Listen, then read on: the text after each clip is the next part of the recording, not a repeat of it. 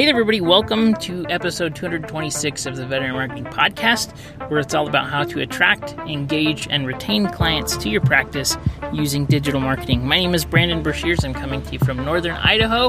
Hope you're having a wonderful day. Today's episode, we're going to be talking all about content, how to make your content stand out, what kind of content you should be producing, and why it is so important that you produce content that stands out from everybody else. Before we begin, I want to mention a few things. First, if you haven't done so already, be sure to subscribe in iTunes, Google Play, Spotify, wherever you get your podcast from. If you ever have any questions, comments, you need help with anything, if you'd like to have me cover something with a podcast episode or something, be sure to head on over to the Facebook group, The Veterinary Marketing Nerds. It's facebook.com/groups/The Veterinary Marketing Nerds, no spaces. You can also send me an email if you need any help. Another thing that's pretty cool is I got several new courses available on my course site, which is hosted through Thinkific. So if you want to go check out my courses, you go to veterinarymarketingpodcast.com/courses. In fact, I just uploaded a free course for you. It is about how to create ads for hiring that help you to get new hires and applicants. So it's, I think, a really good course, and I'm super excited about it. It is completely free. It's about 40 minutes long. It covers ads and placements and how to run ads that stand out. So I think it's really, really good. Go over and check it out. Again, veterinarymarketingpodcast.com/courses. All right, let's jump into today's episode. So content. We've talked about content in the past, but I think that the world has changed a bunch since the last time I created an episode about content. And I think that when it comes to content and content creation, it's really important that you have a strategy, that you understand exactly what it is that you're trying to accomplish, who it is that you're trying to target, and really create something that stands out and that looks different. We are in a time where there's just information about everything. You have everything at your fingertips. And so creating more general content is not serving anybody. It's not serving your practice. If you're creating content that's ultra general, you're probably not seeing much results from it. You're not seeing returns from it. And so you probably are thinking, this content stuff isn't really worth it. Or, maybe you're creating content that's engaging and getting a lot of community engagement, but it's not converting because it's not driving the right kinds of activities and it's not getting you what you want. So I think that it's very, very important because content is, I think, more difficult than ever, and it's only getting more difficult as time goes on just because of the volume that's out there and the quality level that's out there. With the pandemic, I was looking at stats on this and trying to prepare for this episode. Content consumption is up 233% since before the pandemic, and people are consuming content at an incredible rate. You think that there's just no way that people could spend more time on social channels, and people are just consuming like crazy. So there's a huge demand for quality content, and there's a huge demand for content in general. So the question is, why aren't practices dominating this content game? Because they're probably the most qualified people in the whole world to go out and make content related to pet health.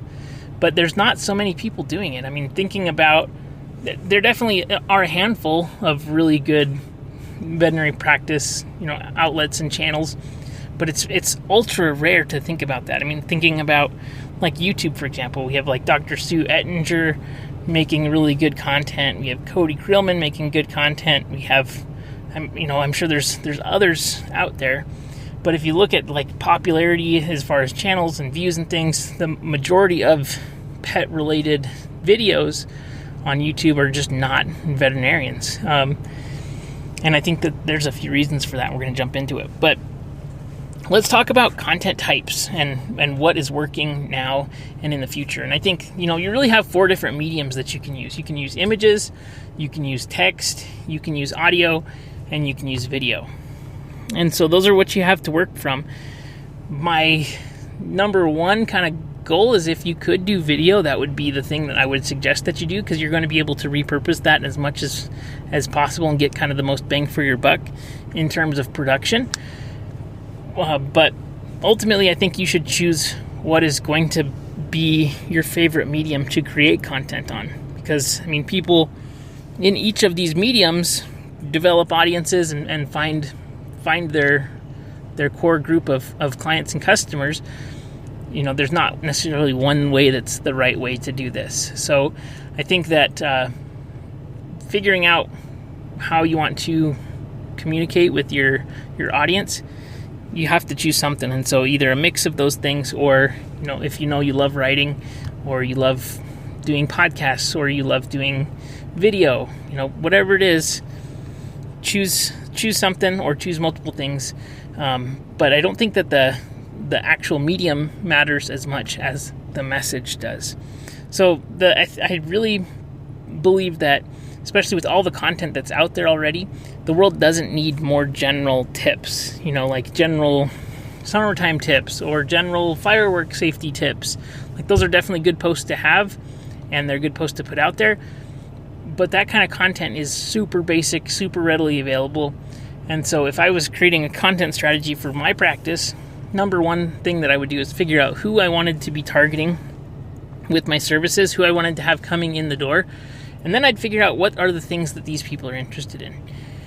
And I would just shoot for probably one pillar piece of content per month, and have something that was just head and shoulders above everybody else in that content space. And I would make it so good that it would offer value to anybody who was going to read it, and it would be ultra specific and valuable to the potential clients that I was trying to attract.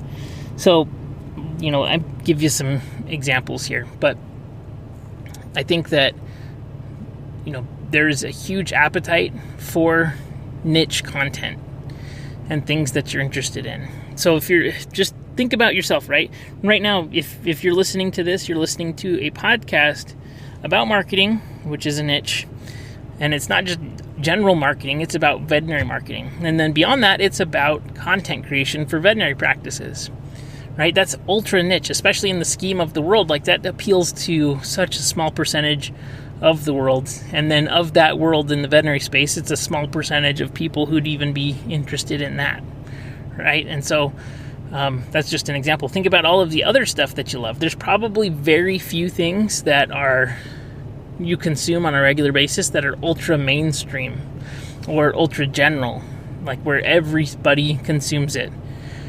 It just is not the case. Even news these days is not general. Everybody has their news source based on their views and opinions that they go through.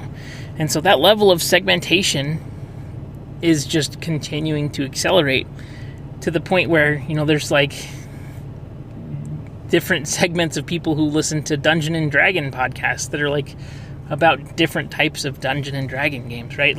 You can get so insanely specific. And the point that I'm trying to make is that you probably binge content or listen to tons of content or watch tons of content that is just niche. Try to think about anything that's general. I'm trying to think something that I would like. I can't think of anything general. Maybe Star Wars is now more mainstream and pretty much everybody likes Star Wars, but that's even a niche in itself, right? So what is it that you can do to be ultra specific? And when you're being ultra specific, really dive into the weeds and serve this audience with information that's going to be beneficial. So let's talk about I want to have large breed dogs coming into my practice, right? And I want to be known as the Great Dane and large breed dog veterinarian in my area. I'm going to go in and start creating content that is ultra specific, talking about food, talking about nutrition, talking about treatments and preventatives, and all the stuff that is really, really specific to those people. When I'm being specific like that, and you're creating content that is just so niche for these different groups of people that you want to be serving, you're going to, number one, provide a lot more value, and then number two, you're going to be interesting the entire time, right? It's I was listening to a podcast recently that was a financial planner, and I was interested in it because it was targeting the veterinary industry. And actually, I thought that it was a super interesting episode. They were talking about marketing budgets and things like that as it relates to veterinary hospitals. And I just was super interested. And like, that's probably one of the most boring subjects in the whole world, right? Almost everybody would be interested, but this podcast episode captured my attention, and I was really interested in it. I thought they did a great job. So that is an example of something that probably to most people, it's not going to be something that they're interested in, but to the right group of people, it will be something that they are really, really interested in. So that's, I think, number one. You cannot be general when it comes to content creation. And not only can you not be general, but you cannot be basic in your information. You have to go deep. You have to deliver tons of value. And if you want people to consume your content and spread and share your content, that's how you're going to have to do it. You're going to have to get into the weeds, and you're going to have to really show people the things that they want to know. And I don't think that's going to take away from anything in practice, right? It's not like you're going to be saying like, oh, I'm giving them too much information, they're not going to come in. That's 100% not true. They're going to want to come in because you're the person that understands the problem that they have. They really trust and believe you. And that level of specificity is going to help them to really, get everything that they need. I mean, there's just so many different options and opportunities there, and it's going to help you to get better clients that are going to take your recommendations, be a lot more compliant, and all of that stuff. So I think that there's just so much benefits to it. Now let's talk about mediums, because it is important, right? I did say that, choose whichever one you like best. But I think that especially if you can get ultra specific, if you can get into the weeds for these different topics, provide really in-depth kind of coverage of these things, there's different mediums that are going to support that better. I mean, looking just across the channels that I have, when I'm going for depth of context, definitely thinking about podcast episodes. My average podcast listener listens an hour and 33 minutes per month, right? That's insane. I am in somebody's head for an hour and a half a month. And if you could think about, what your clients would do if you got to spend an extra hour and a half with them every single month at scale, I mean, that's just remarkable if you think about it. So it probably sounds counterintuitive because people are more and more busy, but I would strive to create content that's more long form. And I'd say long form is anything maybe longer than 10 minutes or so. Really depends on, your audience and things. But you're going to be able to get a lot more traction out of it, in my opinion, if we're going into this kind of depth of context content, where we're giving people just a ton of valuable, useful information. So I think that podcasts are fantastic for that reason. I really think that practices should have podcasts. If you don't, I really would consider starting one, just because they're easy to produce, especially with the Anchor app. You can go create a podcast for free. It's hosted for free. Create the podcast and use the phone to create your podcast episodes. I've created 2 other podcasts on Anchor. I love the app. I love the engagement that you get inside of Anchor, as well as just the production is super easy to do on the go as well. I mean, you could create that on your way to work every day, just talking into your phone while you drove. So that would be something that would be really cool. But when it comes to content also, I think that using the content that you create not only for social but also for SEO, for that purpose, using either a podcast episode or a video to then create blog content for and publish a blog post in conjunction with that. It gives you just a library of content that you can then use over and over again that's going to be valuable to your audience. And so I think that from a consumption standpoint, having content that is long form, that is in-depth, that is ultra-specific, and then, if possible, probably video or audio or a mixture of images and also, blog posts. But I really think that the longer form content types, whether it's with podcasts or long form video, if possible, is going to really be the thing that can differentiate your practice and help you to really stand out. Because if you can be different, you're going to have a big advantage over everybody who's just posting, pictures with short little captions, or the occasional blog post that's maybe 300 to 500 words long, or the infographic, right? And those are totally okay for content, but to stand out, I think going into that long form, really trying to build out what we call pillar content. It's content that you can use for a really long time. It gets tons of engagement, tons of shares, and it can really be a game changer for your practice. I think going for that, moving forward, is going to just really help your practice, especially in the world that is continuing to get more and more information thrown at it all the time. So differentiate yourself, make sure that you're using your expertise that you have to give the right groups of people the information that they desperately want and need. So I hope this was helpful. If you have any questions, please let me know. Please feel free to reach out to me.